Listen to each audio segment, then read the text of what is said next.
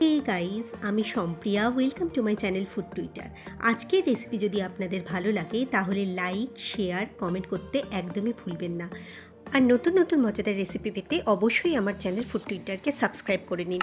আর পাশে রাখা বেল আইকনটি অবশ্যই প্রেস করুন নতুন নতুন রেসিপির আপডেট পেতে। চলুন তাহলে দেখে নেওয়া যাক আজকের রেসিপিটি। হে গাইস, আমি আজকে আপনাদের জন্য নিয়ে এসেছি একটা পিওর ভেজ রেসিপি, পনির সর্ষে পোস্ত। চলো দেখে নেওয়া যাক কী কী ইনগ্রিডিয়েন্টস লাগছে। পনির টুকরো করা, সাদা তেল, সর্ষের তেল, কালো জিরে, সর্ষে পোস্ত বাটা, নুন, লঙ্কা, হলুদ গুঁড়ো আর চিনি। এবার আমি কড়াইতে সর্ষের তেল নিয়ে নিলাম, সেখানে পনির টুকরো করা পনিরগুলো আমি দিয়ে দিচ্ছি। আমার কড়াইতে সমস্ত পনিরগুলো দেওয়া হয়ে গেলে আমি হালকা ব্রাউন করে পনিরগুলোকে ভেজে নেব। দেখুন হালকা লাল লাল করে পনিরগুলো ভাজা হয়ে গেছে। এবার আমি এতে খুব সামান্য পরিমাণে কিন্তু লবণ দিয়ে দেবো।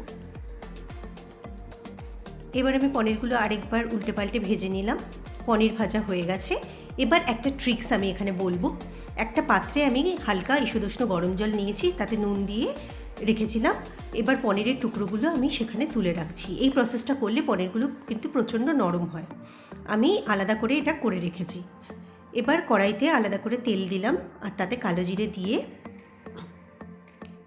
কালো জিরেটা হালকা ফ্রাই হলেই আমি এর মধ্যে সর্ষে পোস্ত বাটাটা অ্যাড করলাম। সর্ষে পোস্ত 300 গ্রাম পনিরের জন্য আমি নিয়েছি 2 চা চামচ পোস্ত আর 2.5 চা চামচ সর্ষে। আর এটা নুন আর কাঁচা লঙ্কা দিয়ে আমি বেটে রেখেছিলাম। দেখুন এতে আমি পেস্টটা দেওয়ার পরে একটু হলুদ গুঁড়ো দিয়ে দিয়েছি আর হালকা করে এটা কিন্তু ফ্রাই করে নিচ্ছি। আর সামান্য চিনি দিলাম। মিষ্টিটা কিন্তু অপশনাল, বাট নিরামিষ রান্নায় বেশ ভালো লাগে। বেশি কিন্তু আপনারা এটা কষাবেন না, তাহলে সর্ষেটা তেতো হয়ে যেতে পারে।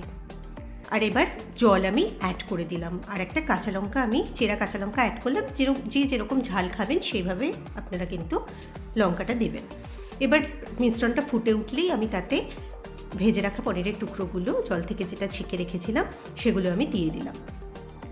খুব ভালো করে আমি আস্তে আস্তে পনিরগুলোকে নেড়ে মিশিয়ে নিচ্ছি গ্রেভিটার সাথে। এবার ফুটে উঠেছে আর স্বাদ মতো আমি নুন দিয়ে দিলাম। খুব বেশি নাড়বেন না, পনির ভেঙে যেতে পারে। পনিরগুলো দেখুন খুব সফট হয়ে গেছে আর আমার পনির পোস্ত সর্ষে কিন্তু রেডি। দেখুন আমি খুব সুন্দরভাবে একটা প্লেটে সার্ভ করছি। খেতে কিন্তু অসাধারণ হয়, আপনারা কিন্তু বানিয়ে অবশ্যই দেখবেন। আর গরম ভাতে জাস্ট জমে যায় খেতে। এই ভেজ পনির সর্ষে পোস্ত রেসিপিটা খেতে কেমন লাগলো অবশ্যই আমাকে কিন্তু কমেন্ট করে জানাতে ভুলবেন না।